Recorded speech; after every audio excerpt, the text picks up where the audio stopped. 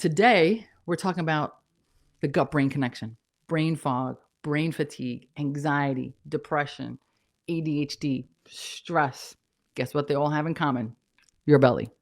The gut and the brain are connected, physically connected. I don't just mean this metaphorically. And I know sometimes it's hard to imagine because everything is so separated these days. You have one doctor for the belly, one doctor for the brain, one doctor for your knees. And it just seems like everything is not connected because everyone's in different offices. It seems impossible to think that everything's connected. It's all in one body. So today, let's talk about the gut-brain axis, how your belly affects your brain. And as you know, I always start with a definition. What is the gut-brain axis? It's a two-way communication between the gut and the brain. So that means the brain tells the belly some things and the belly talks back. And what they say to each other affects our mental health. This episode gets a little technical in explaining the communication, and it's okay if you don't follow each point.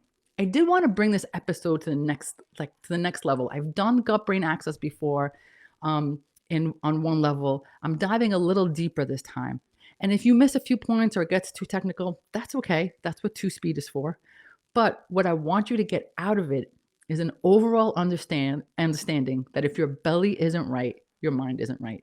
So right now, if you're struggling with any mental health issues, I really want you to consider starting with fixing your belly. And then, of course, I'll do a recap and put it all together for you, so don't worry. So our first communication, how is this communication happening? The very first thing we have to talk about is the nerves and the nervous system.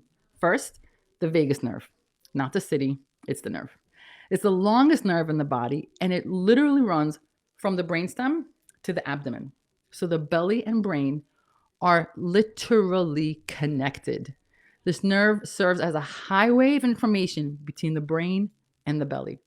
When you smell or see food, it can trigger the vagus nerve to send signals to the brain that stimulate the release of digestive enzymes, right? So you're seeing it in your brain, and then your belly releases digestive enzymes.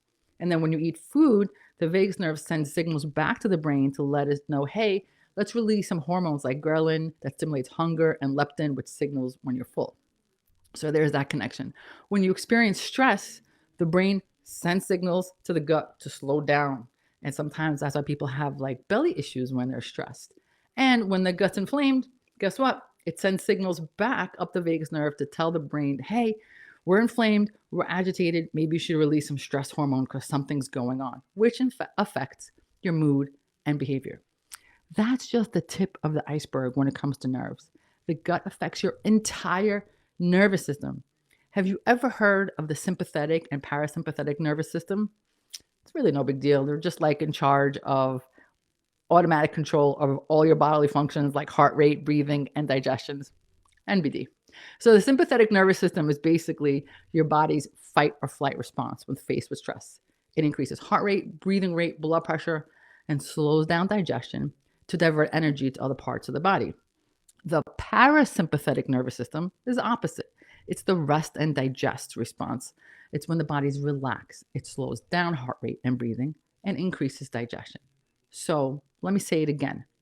When rest and digest, parasympathetic nervous system is activated, we're relaxed, our gut function is optimized, we have blood flow to the gut, we're absorbing nutrients, we're releasing digestive enzyme. So when you're calm, your body is digesting food and nutrients in a great way. Now, when the fight or flight sympathetic nervous system is activated, like when you're stressed out, it is focused on the stress and slows down digestion because it's busy going into this fight. And this leads to gut issues like bloating and constipation. This is why people who are stressed will often have bloating and constipation. I actually have a patient just like that who, even when her nutrition is 100% on point, as soon as she's stressed, she gets bloating. That's this connection. Sound familiar? Now, in the reverse direction, if you have inflammation in the belly like IBS, IBD, Crohn's, ulcerative colitis, that actually, so the inflammation's here, but it also creates a stress response. So your belly pain will create a stress response. So they constantly are talking to each other. Okay, so we covered the nerve connection. Let's go to microbiome. And if you are listening to this and you don't know what microbiome is, you haven't been paying attention, make sure to listen to some of my other episodes or TikTok because we talk about it all the time. But Cliff Notes version, microbiome is your gut, made up of trillions of microorganisms, bacteria, viruses, fungi, and other organisms that live in the intestines. Here's how the microbiome affects our mental health. Ever heard of dopamine, serotonin, GABA? Sound familiar? You kind of sort of know has to do with anxiety and depression.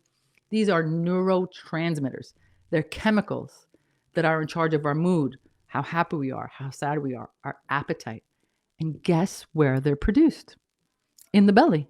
In fact, all the bacteria in your belly that make them in the gut microbiome, they're the ones that make these neurotransmitters. So if the gut microbiome is not balanced, it leads to changes in neurotransmitters, which of course contributes to mental health issues. So before going for the medication, I'm not against medication, but before going for medication, you might consider that your belly is imbalanced, and that's why you don't have enough serotonin and dopamine.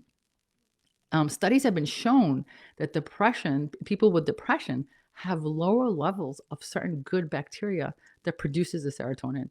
So for many people, giving them probiotics, fixing the belly, healing the belly is a step in improving anxiety and depression. Here's another way the microbiome affects your mental health. There's something called the blood-brain barrier. Now, you need a barrier. It's protective. It separates the brain from harmful substances in the bloodstream. It's really important. We use it all the time. But the gut microbiome affects that barrier, and it can produce things that can get through it, which we don't usually want. So when the gut microbiome is imbalanced, it leads to having a kind of a more open blood-brain barrier, which allows harmful substances to enter the brain and cause inflammation.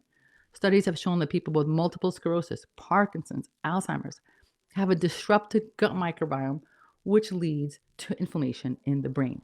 So your belly is not on point, opens up the barrier, and allows certain things in. And if that wasn't enough, our gut bacteria affect our stress levels and vice versa. Stress causes an imbalance in our gut bacteria by changing the ratio of good and bad, which leads to inflammation, which leads to mental health issues. And stress can also affect our stress response system, which releases cortisol and makes us stress. Our gut bacteria, in return, can impact the system by producing chemicals that interact with the stress system. So you see, it's one big circle. Now, if we're going to talk about microbiome, we need to talk about leaky gut. And again, if you don't know what leaky gut is, you haven't been following me long enough. Time to hop on one of my other episodes. So, microbiome is where everything lives. Leaky gut is a condition where the gut lining becomes too permeable, allowing harmful substances like toxins and bacteria to enter the bloodstream and cause inflammation throughout the body. So, this inflammation from leaky gut can impact mental health by changing how the neurotransmitters are produced. Remember, serotonin and dopamine are cooked in the belly, and inflammation is not part of that recipe. So if you now have inflammation because of leaky gut, it's messing up the recipe, and you're not going to cook the right neurotransmitters. And the more inflammation we have, the more damage to the gut lining, making the whole thing worse. Leaky gut also impacts the absorption of the nutrients and vitamins, which can affect the brain and mental health. So if we are deficient in B vitamins, omega-3 fatty acids, we need that for the recipe to make all the neurotransmitters. But if we have leaky gut, we may not be absorbing it well. And leaky gut impacts the production of something called short-chain fatty acids, SCFAs. These are products that we need to create neurotransmitters. So if your short-chain fatty acids are low, you're not producing these neurotransmitters. And short-chain fatty acid, try to say that really fast, short-chain fatty acids are also anti-inflammatory. So if you don't have enough of them, you have more inflammation. So again, earlier I said sometimes people with anxiety and depression need some probiotics, but sometimes it's not just probiotics. They actually need to supplement with short-chain fatty acids. So let's put it all together. If it isn't clear enough yet, your gut plays a critical role in your mental health. Your vagus nerves runs between your brain and your gut. Your sympathetic and parasympathetic system is impacted by your belly. That's fight or flight or rest and digest.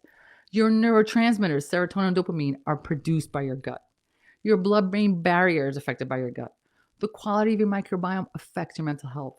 And leaky gut affects inflammation and short-chain fatty acids needed for mental health. And guess what? The list gets even longer, but that would make this episode too long, so I'm not going to go into it, but I think you're getting a sense of what's going on. This is not just Oh, yeah, I might have butterfly in my stomach. It's literally all connected. So now that we established that the connection between gut and brain is clear, now we have to see, what do we need to do next? How do we keep our gut healthy, right? That's the next question. So, of course, you know what I'm going to say. I'm going to say that you have to start with your gut. Just have to start with your gut. You eating a healthy, balanced diet is key to maintaining gut health. This means including plenty of whole foods like fruits, vegetables, as well as sources of prebiotics and probiotics. Probiotics are the bacteria that live in your belly, and prebiotics are fibers that feed the good bacteria in the gut. Basically, you have to feed the pets that live inside of you. So that's putting in the good stuff. But you always have to avoid the bad stuff. Avoid the things that can harm your gut, the antibiotics, the processed foods. Antibiotics can disrupt the balance of good and bad bacteria in the gut, while processed foods can be difficult for the gut to digest and contribute to inflammation.